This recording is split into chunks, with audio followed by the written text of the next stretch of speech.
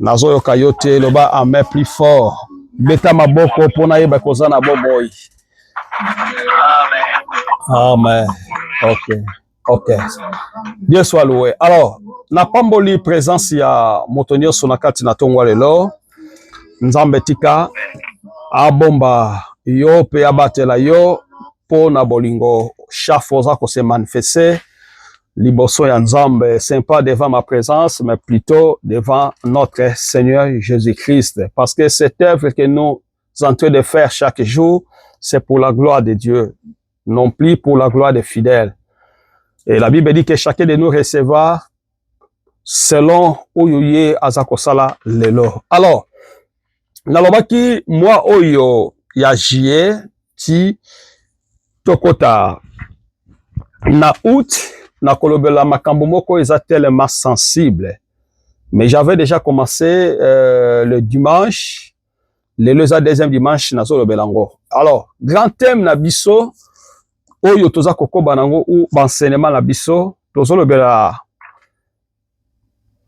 où va l'âme d'un chrétien après la mort. Et ça qui motuna mo âme ya chrétien soki ya kufi ekendaka wapi.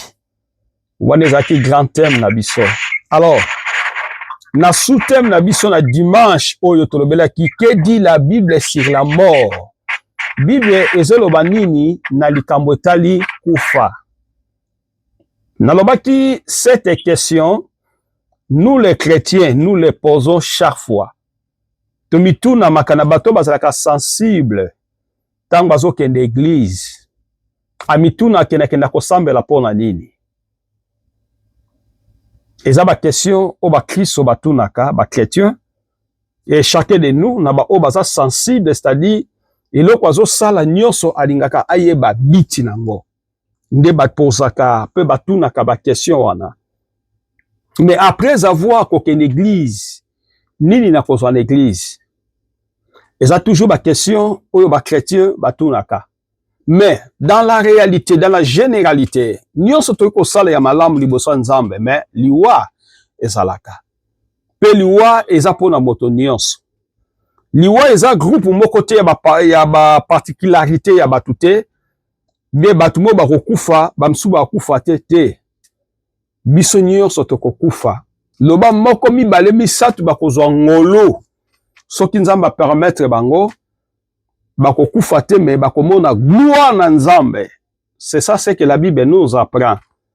Mais ce que moi je me prépare, je sais que nako kufa. Mais après ma mort, quelle sera ma sort? Après kokufa nanga sort nange kozala nini? Est-ce que nako zala ressusciter ou nako lala libela ou nako passer na étape moko ya très difficile oyo devant Nzambe na ko présenter misala oyo nga na sala qui dira tout au moment oyo nazaki na se na moi oyo.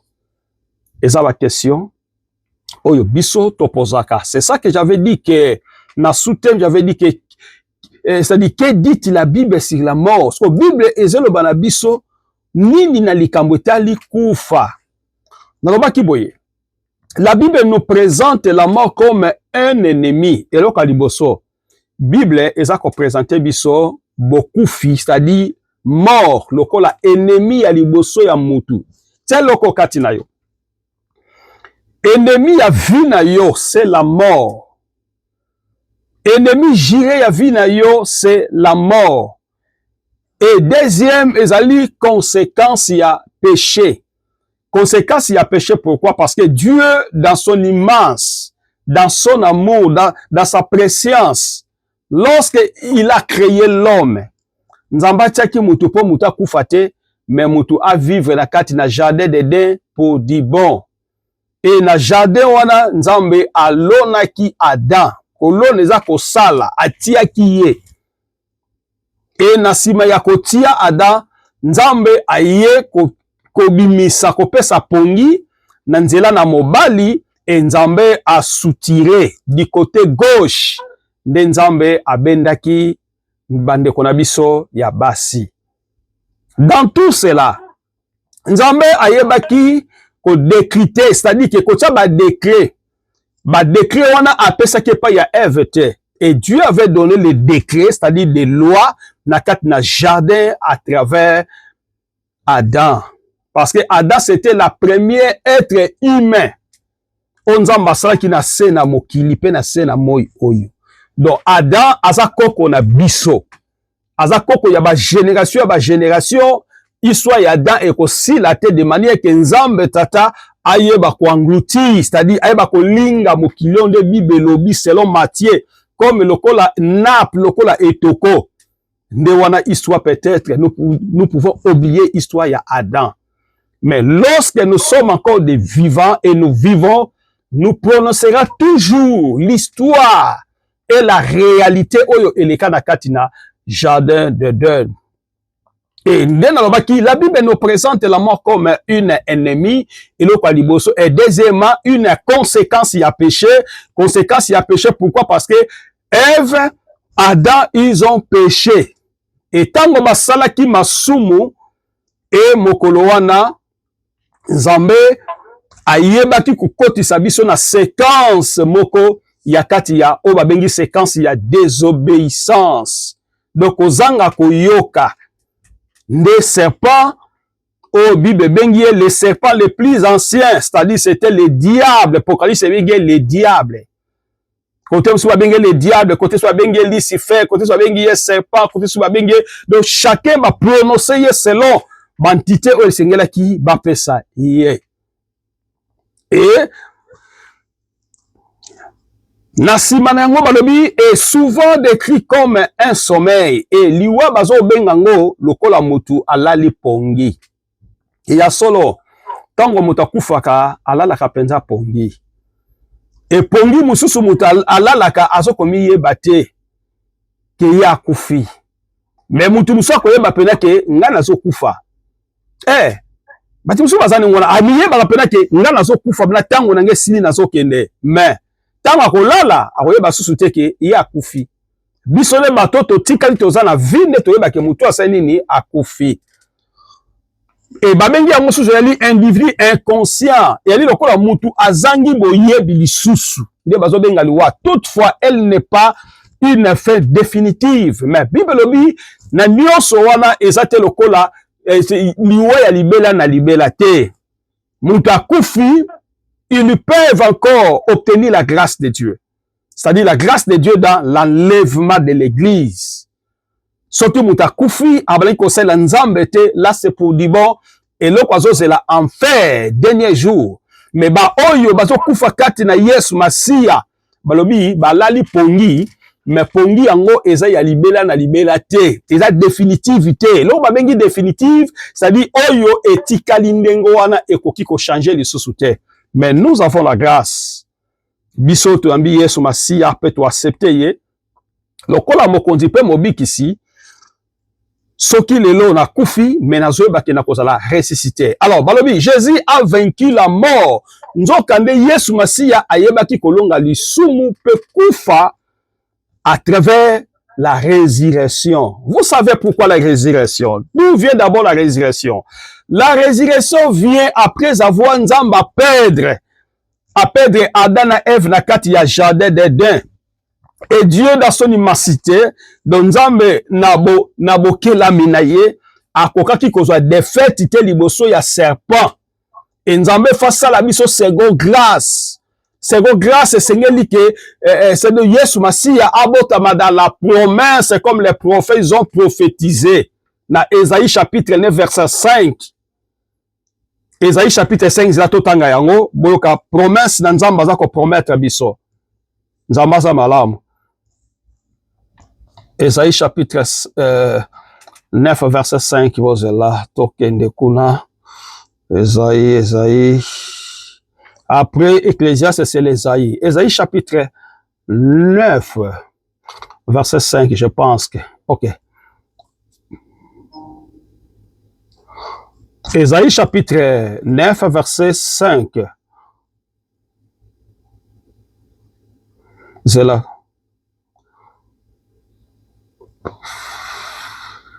Non, toqué na 5, verset 9. Ésaïe chapitre 5, verset 9. Ouais.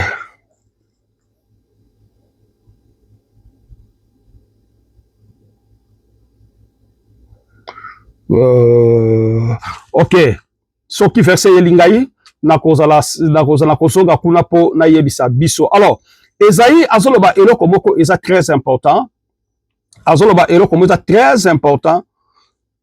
Oui. Azoloba eloko moko eza très important concernant Nzambe azosala ba prophète grâce déjà bayeba kolobela tina koya na Yesu Masia. Pe Bible elakisa biso ke mutu moko kozala dignité ok yango yo. Esaïe chapitre 9 verset 5. Esaïe chapitre 9 verset 5. Balobi boye. Car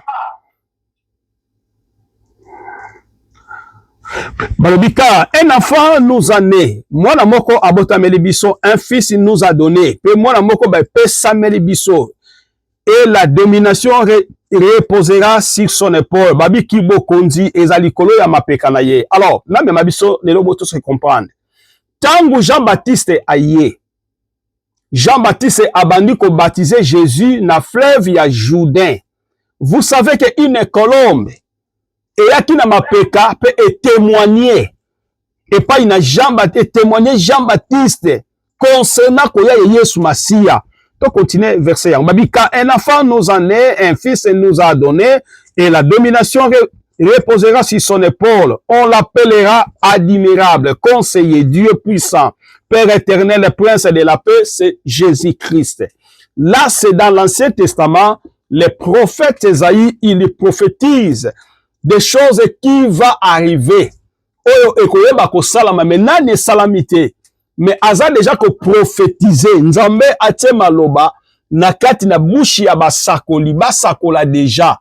C'est-à-dire c'était dans la pensée ya Nzambe déjà que lokola Adam na Ève ba péché basali masumu abimisi ba libanda na jardin ya Eden na Orient. Alors Nzambe abandi sikoyo ko penser ko tia maloba kati na ba sakoli de façon que babanda ko sakola déjà pona koya na Yesu Masia. Alors la bête de Jésus-Christ na sena moi oyo uniquement ezalaki po Adam na Ève basalaki lisumu. Alors na lisumu wana Nzambe ne peut jamais nous perdre. Nzamba koki ko perdre bisote. Yangwana atindaki Yesu Masia aya na nzela ya Marie étant que vierge, étant que fiançaille. Oyo ayebi mwana mobali te, asengisa nzoto na mobali te, mais azwi ngolu. Et puis il y a Joseph. Et puis babotami, c'est-à-dire baboti na Joseph te, mais Nzamba tie Marie zemi. Zemi bazo benga ngo zemi ya molimo santu. Nzamba ke koyebisa ye moko Joseph. Abi ke mwasi na yo kozwa zemi, mais zemi wana eza ya yo te. Mais zemi wana eza molimo na Nzambe. Il y a une mission. Voilà pourquoi que Nzamba kendaki epa ya mutu mususu te mai aye pa ya Joseph ayebisi déjà que mwasi na kozwa na zemi, mais zemi eza ya yo te. Eza zemi na ngai Nzambe de manière que asala mission oyo naza nango pour ça. Voilà pourquoi que tant Christ aye, babi Jésus a vaincu la mort par sa résurrection. Yesu ayebaki kolonga kokufa. Kufa na kati na wapi na kati na jardin eloko liboso. Eska wapi Adana Eve ba kufaki spiritualité pe ba kufaki na kati na nzoto ko bima na pensée ya Nzambe et d'où où la mort est venue na se na mokili. Mais balobi offre l'espoir d'une vie éternelle. Na yango sima nango Nzamba ebe kopesa biso espoir na nzela na Yesu Masia. Ça, ce sont des rappels que j'avais parlé le dimanche passé. Et alors, dans le Belaki, les trois étapes importantes, nabaki eloko aliboso, nakat nalikambetali, bokufi ezalaki, une séparation et une conséquence. Tango motu, akufi bakabwanyaka. Ata zalaki marié. Ata botaba na combien, bakabwanaka na nzoto. Yango monaka soki balataki babagi. Babagi wana basali na Nzambe bakoya, ba divorcer bango d'une manière physique et d'une manière spirituelle. Ba kaboli bango. Balongoli ya mwasi, balongoli pe ya, c'est-à-dire balongoli pe oyo ya mobali. Et ba pasteur nde ba yebi nini basaka na babagi wana soit bako kokene ko bwaka yango na kati na wese ba bwaka na kati na wese, c'est-à-dire que ba séparer bango na, c'est-à-dire na kati na vie normale pe na kati na vie spirituelle. Alors deuxième chose ezali l'état d'innocence, c'est-à-dire étape mususu ali ke soki mutu akufi mutu amiyebaka susu te ke azalaka motu. Wana Ecclésiaste chapitre 9 verset 5 et zeloba que les humains, que l'être humain n'est plus conscient de rien dans les séjours des morts. Balobi wana biso bato toza susu na conscience même na séjour des morts. Wana ezali misala baza ko laksa biso ya kufa. Et troisième balobi la promesse de la résurrection. Sikoyo, eza la promesse moko, eza réservé pour l'église, eza réservé pour ceux qui servent Dieu. Ne promesse wana nzambe atie pona baye, baza kosalela nzambe, baye batamboli malamu, baye ba respecter nzambe, nde baza koza grâce.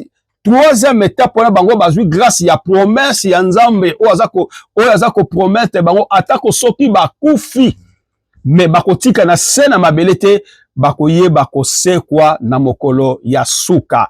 Ezana Jean chapitre 11 verset 25. Et balobi, je suis la résurrection. Là c'est Jésus qui parle dans le livre des Jean. Je suis la résurrection et la vie. Nazanguya ya lesekwa. Alobi, celui qui croit en moi, moto oyaza kondimanga vivra, akoyeba ko vivre, même s'il meurt. Même ata soki akufi akoyeba ko vivre. Donc ngande na zambo nazo servir nzambe, nazo tambola na kimia na ngolu na nzambe. Ata leso na kufi bokolela nga parce que vous savez que pasteur fidèle, vous savez que ainsi, mais les choses oza important et pas inanga. Moi je crois que ce que j'ai fait, je crois à l'œuvre de Dieu, je crois à Jésus-Christ. Je sais que le leso qui na kufi, que ça soit d'une manière nous soko kufela et cause ya accident et cause ya olali pongi et cause la obela ki ce qui nini bien aimé tout sorte ya liwa odi ke muta kufa kanango mais mange pourtant oyo nga naza kozela o bible lobi nanga même si ata soki na kufi mais na koyeba ko vivre wana babengi yango nguya ya lesekwa. Oyo Jean azolobela biso na kati na, c'est-à-dire Christ azolobela biso na kati na livre ya Jean chapitre 11 verset 25. Je suis la résurrection et la vie. Celui qui croit en moi, moto azondi banga, vivra, akoyeba ko vivre. Soko ozo servi nzambe, ozo salela nzambe, bien aimé. Je vous dis, ce ne sont pas des histoires, mais ce sont des choses réelles. Eza makambo eko salama, ce sont des promesses eko zoa. Ça dit possession nango et que soit étape nango na ba vie na biso. Alors c'est le moment de nous de préparer. C'est le moment de nous de marcher selon les Écritures. Selon nous de marcher ce que Dieu veut, de suivre les chemins de la vérité parce que Christ a le dit, je suis la résurrection et la vie. Celui qui croit en moi vivra même s'il meurt. Ata soki okufi okoyeba ko vivre. La Bible nous annonce une future résurrection. Bible eza ko annonce biso une future résurrection. Les corps seront unis avec l'esprit de l'Éternel. Balobi nzoto na biso ekoyeba kokoma moko na nzela na molimo na nzambe ya libela na libela, c'est-à-dire l'éternité. Quand on parle d'éternité, c'est-à-dire c'est quelque chose n'a pas de fin ou n'a pas de commencement. C'est-à-dire que il reste immobile. Eza ndengo wana ekotika la ndengo wana. Romains chapitre 3 verset 23. Qu'est-ce que la Bible dit? La Bible dit dans le livre de Paul, Romains chapitre 3 chapitre 6 verset 23. Totanga yango. Romains chapitre 6 verset 23. Nouveau Testament.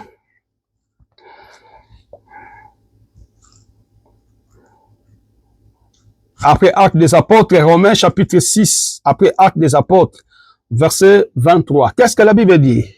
La Bible dit comme ça, car le salaire du péché c'est la mort, mais les dons gratuits de Dieu c'est la vie éternelle en Jésus-Christ notre Seigneur.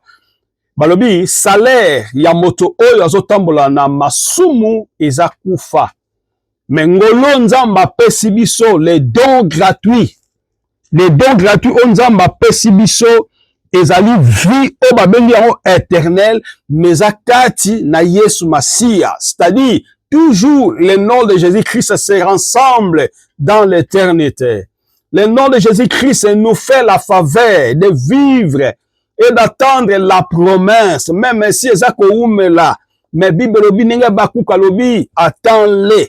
Zala toujours na position ya kosalela nzambe, ya koyeba ko servir nzambe. Même si tu es près de mourir, Christ azongi te. Mais je te dis, la promesse reste la promesse. Quand Dieu dit quelque chose, les choses ne peuvent jamais passer. Même ata soki okufi, Jean lobi okoyeba kozala ressuscité. C'est une promesse. C'est une promesse. Onzambe apesi biso, onzambe azobongisa pona biso, onzambe abongisa déjà pona biso depuis la fondation ya makambo nyonso. Alors, je voulais toucher quelque chose d'important ce matin.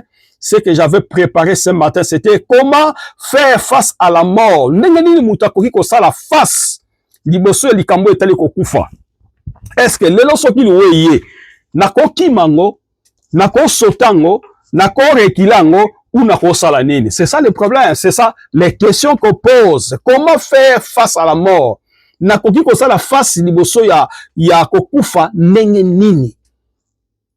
Le vraie manière ya kosala face ya liboso ya kokufa na koyebiso secret moko kobanda lelo, marcher dans le Seigneur. Moto oyo azotambola na nzambe abangaka liwa te. Ayebaka ko se prévenir. Ko se prévenir, c'est-à-dire que eza mutu azali ko se préparer. Yango Bible quelque part lobi, prépare-toi à la rencontre de ton Dieu. Mi bongisa po mokolo moko okutana na nzambe. Okutana nzambe na nzela na liwa. Okutana nzambe na nzela na ba problème, ozo vivre na se na moi oyo. O vivre na nzambe avec des réalités ozo parcourir na se na moi oyo. Yango auteur alobi na biso comment faire face à la mort. Tangu liweze ya nako kosala nini? Est-ce que je peux me reculer? Je peux me fuir? Ou je peux me cacher, ou na kosala nini? Non, bien aimé, vous savez une histoire qui est dans la Bible, dans le livre de Jonas. Jonas était un homme que Dieu les avait préparé de faire une mission. Nzambe a préparé que Jonas a sa la mission moko na kati na Ninive. Mais Jonas a cela qui très négligent. Et Jonas, il ne voulait plus entrer dans la profondeur, dans le message de Dieu. Il voulait faire ce qu'il veut. Alingaki asala oyo azolinga asala. Bien aimé, type ya Jonas, eza type ya bato pe lelo to vivre na bango, nzamba benga ye asala eloko moko da kati na se na moi oyo, mais mutu azolinga kosala te. Mutu azolinga servir nzambe te, aliba vi moko, c'est-à-dire ya compliqué. Bien aimé, soki eza na moto ya komplikaka bato, eza nzambe. Nzambe soki a compliqué yo, mutu osala l'intervention asa te. Bien aimé, nzambe nde aza suka ya makambo nyonso. Nzambe nde aza suka na biso ya nyonso. Nzambe nde soka lobi ke yo lelo koma riche. Nzambe aza capable na ba seconde, na ba soupçon de seconde à changer totalement ta vie. Dieu se veut, si Dieu veut te bénir, mutakotinda nzambe te, pe mutakopekisa nzambe te.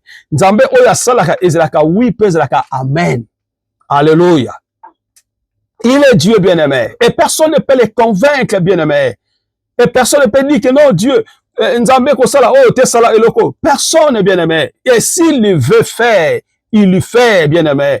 So kalinga transformer votre vie, alinga changer vie na yo, ezaka Nzambe. Alors, Nzambe atindi Jonas na kati na Ninive akende kote ya sango malamu. Parce que Dieu a vu dans la Ninive les gens meurent et spiritualité physiquement.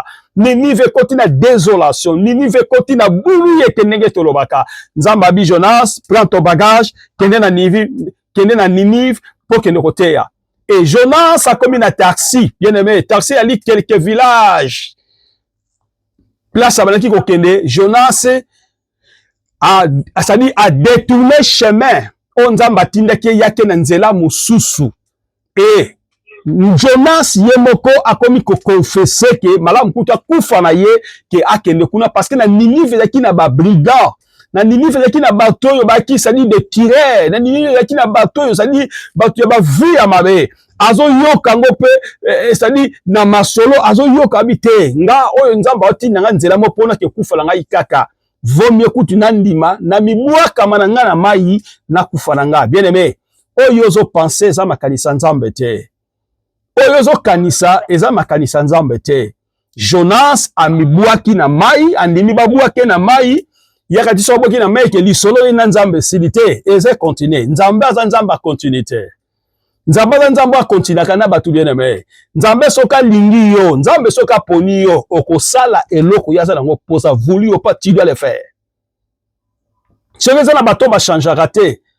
Aza intact eza mutaliboso eza nzambe. Muta convaincre nzamba za te bien aimé. Amibwaki na mai de façon que akufa na ye menzamba fongola tindi baleine abimela ye. Kende na ye.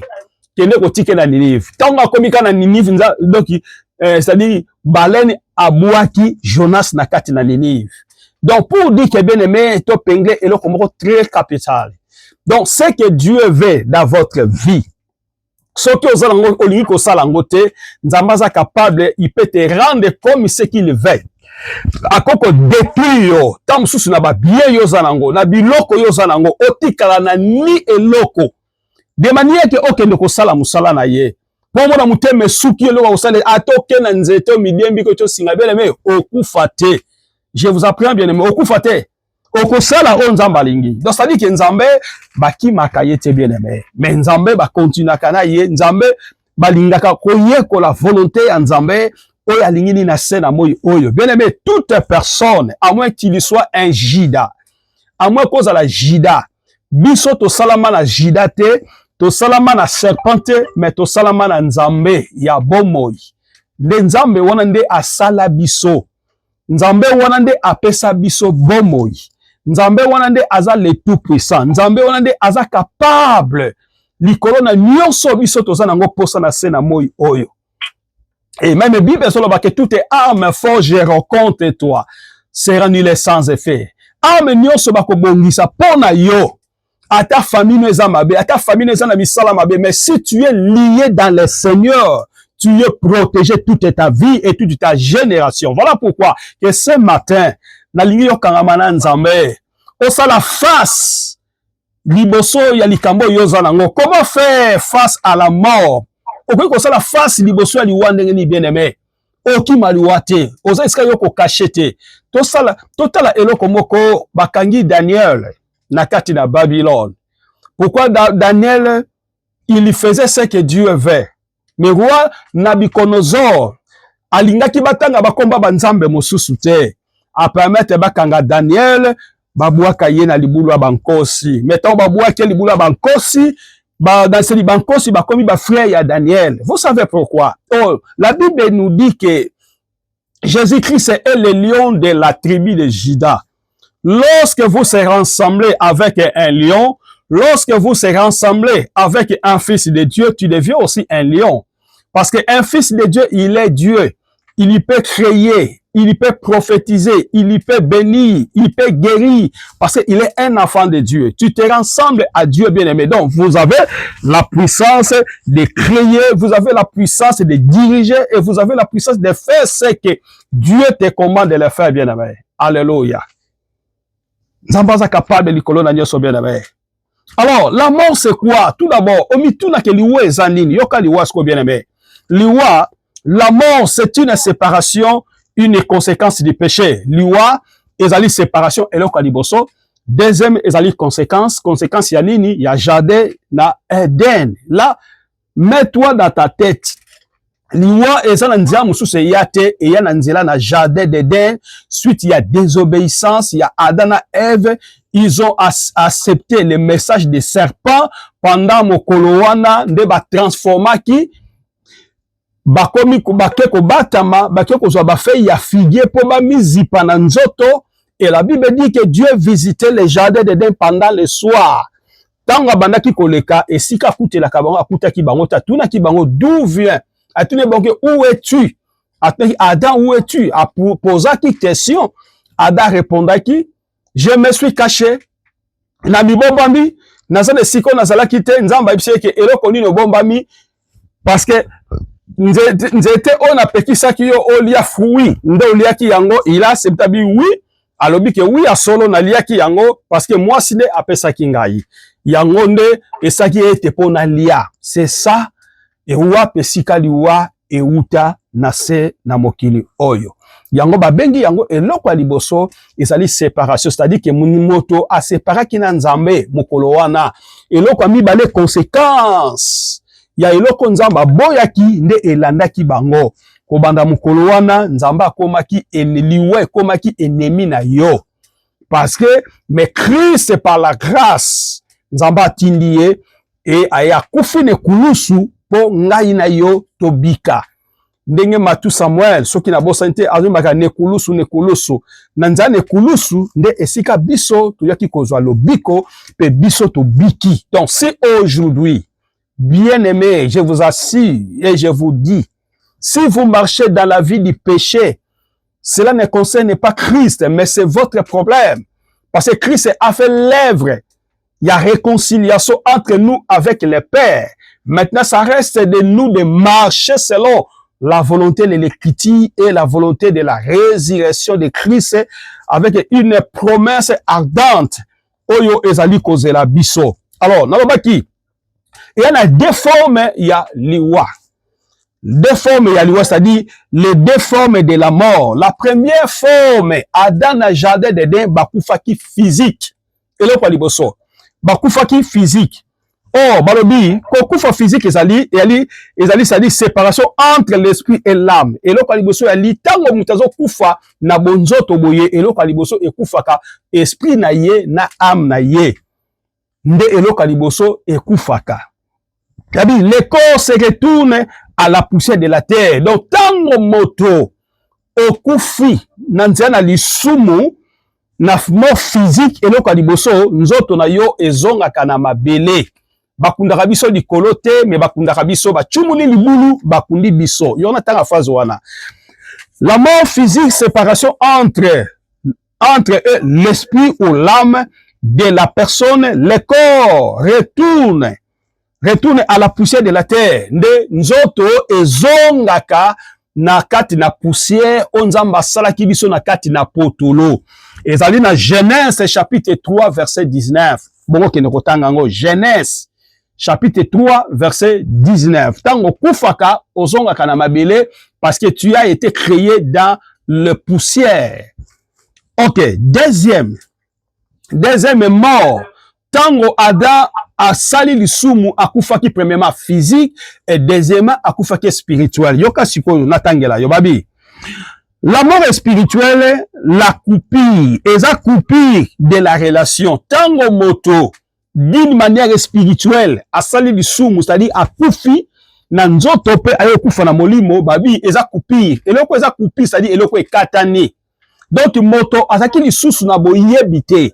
Moto azaki lisusu na nzambe te. C'est ça la coupure entre les êtres humains et Dieu. Entre biso na nzambe boyokani ezalaki lisusu te.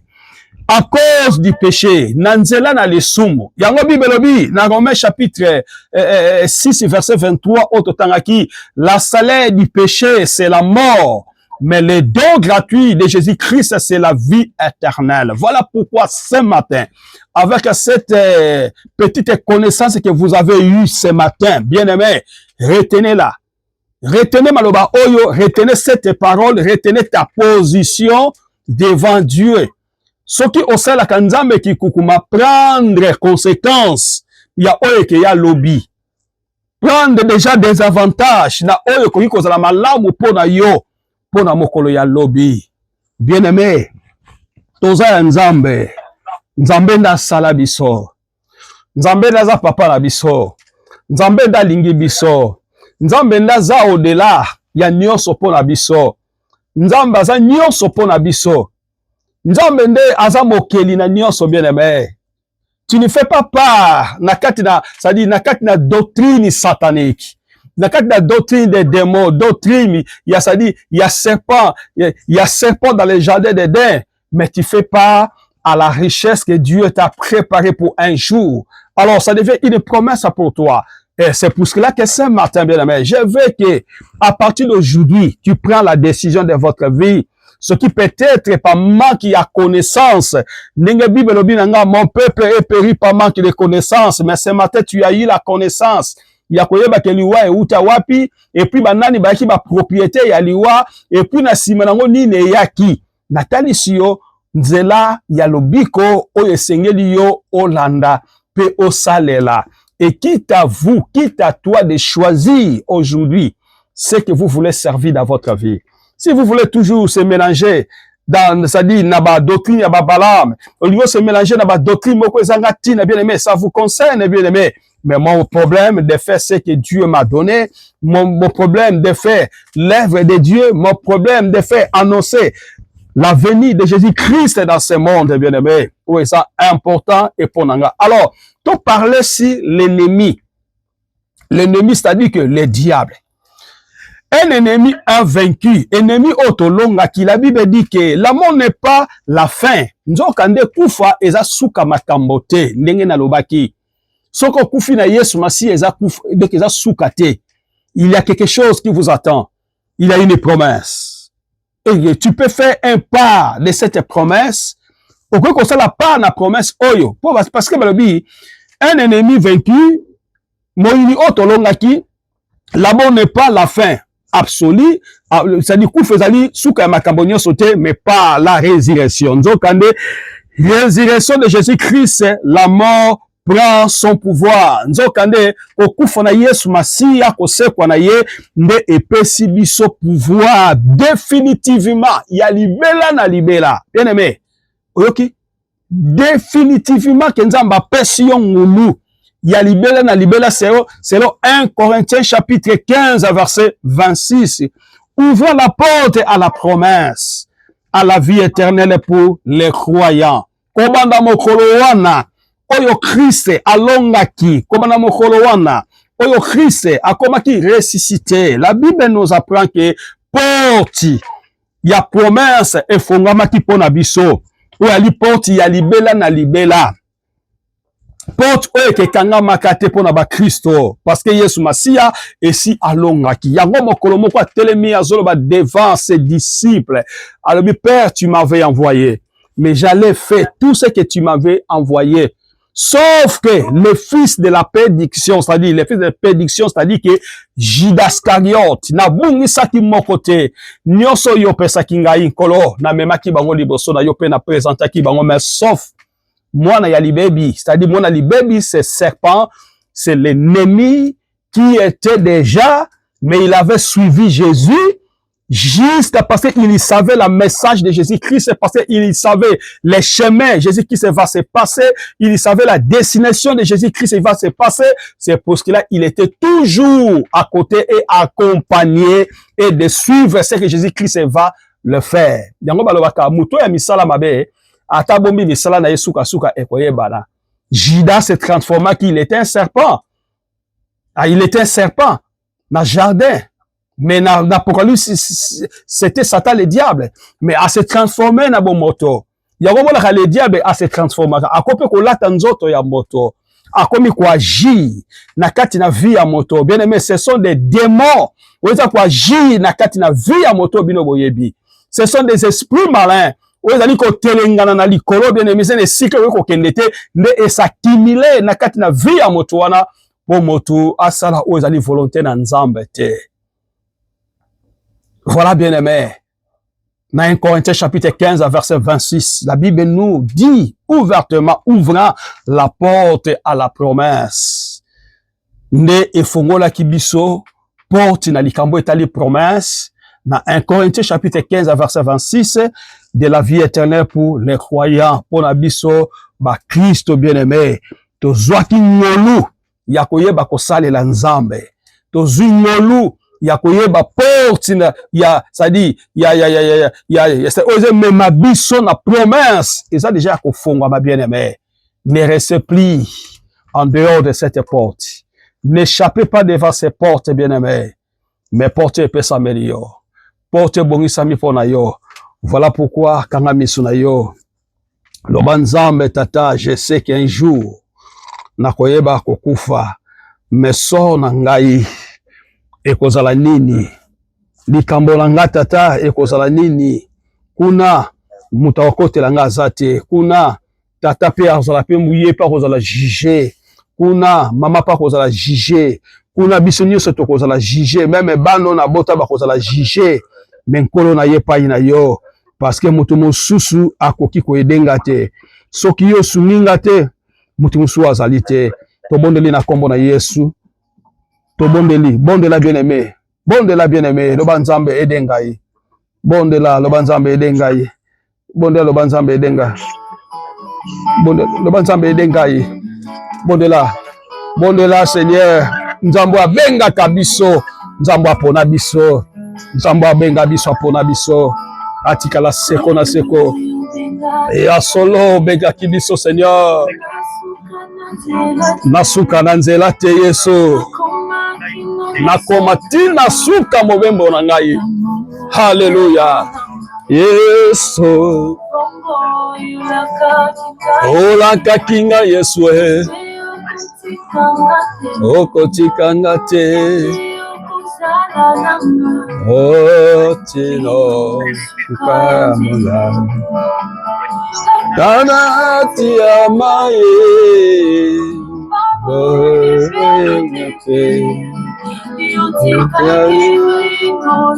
bondela bien-aimé kolakanisa yo mokolo moko otambola sele kriti na Nzambe loba Seigneur sala kati na nga Yesu mipepe kokokutana ngweleka Seigneur mena koma tina suka Nzambe na nguya. Haleluya. Yesu oza malamu, oza malamu, oza malamu tata, oza malamu tata, oza malamu Yesu. Oh samba na kanta manaye shoya bala seki bala kata bole shomara kala ikonzi ya moto ipata ya kembo. Haleluya. Okokambanga. Gloire au Seigneur. Ipata na kembo. Alléluia, alléluia. Ta promesse, Jésus. Epesa melanga. Epesa melanga mokolo moko tata. Epesa melanga, epesa melanga. Ezala histoire te, mais ezala réalité Jésus. Shoma kara seki bala solo kola bala sala bala ye.